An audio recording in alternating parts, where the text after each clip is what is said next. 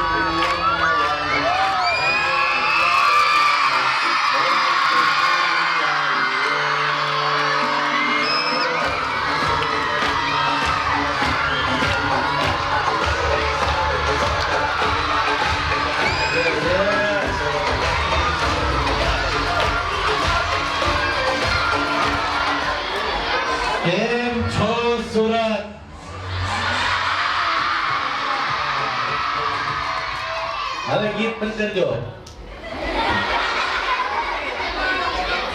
આમ તો સુરતના તમામ બાળકો મારા ખૂબ મોટા ચાહક છે, એટલે એક વાત કોઈ ખોટું બોલશે નહીં. મને સાચો જવાબ આપજો.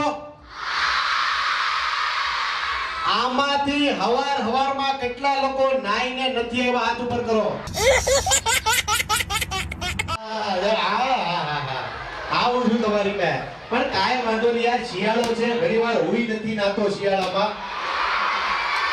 એટલે બહુ ટેન્શન લેવાનું નહીં. ખાલી આ જેટલા બાળકો છે સાંભળી લેજો, શિયાળામાં પ્રેશરમાં આવીને નાઈને આવવું જરૂરી નથી. નો મજા આવે તો નહીં નાવાનું શિયાળામાં, ખાલી બાકી રોજ નાવાનું. નાહો ને લાલાભાઈ, બોલો હાબુ કાઢો તો. અહીંયા 4-5 નાયા નથી અને નવડાઈ નહીં.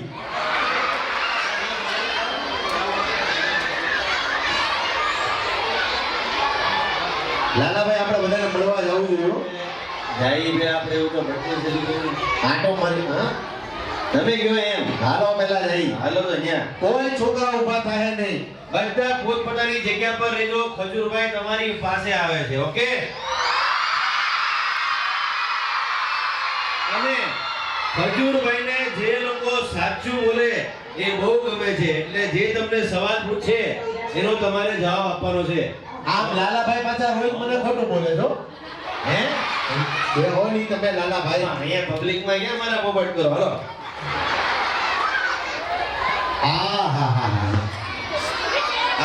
આ બેન જો અસલી ટાઈમ તો આને હોય છે. અહીંયા એ દીકરી અહીંયા ઊભી થા. જીયા ઊભી થા. જીયા અહીંયા ન્યા નહીં, અહીંયા ઊભી થા.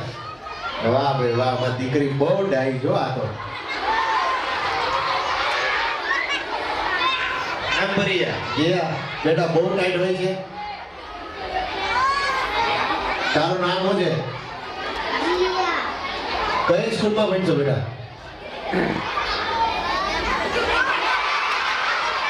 આ જીયાને પણ ટાઈટ બરાબર વાતી લાગે. બીજા જીયા જા જીયા ઘડીક પછી આપો તને.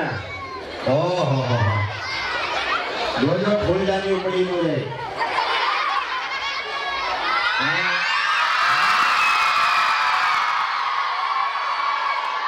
બેનો કયા સ્ટાન્ડર્ડમાં ભણો છો તમે?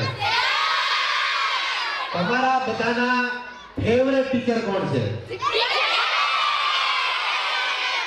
જિજ્ઞાસાબેન. એક મિનિટ. જિજ્ઞાસાબેન કે પછી જાનકી જાનકીબેન? એટલે એવું દબાણમાં બોલો માં. એકને કીધું ને બેને ખોટું લાગશે એવું નહીં. તમારું શું નામ છે? જાનકીબેન. પ્રીતિ મેડમ. ઓહ આ બધા લીધા શીતલ કહેવાય. આ તેણીના નામ લીધા. અરે પણ ઈ લાલાભાઈ તમને ખબર ન હોય, આ બધા ટીચરોનું માન છે, અને તમે બધા જો આગળ છો ને તો તમારા ટીચરના પ્રતાપે છો. જોરદાર તાળી થઈ જાય.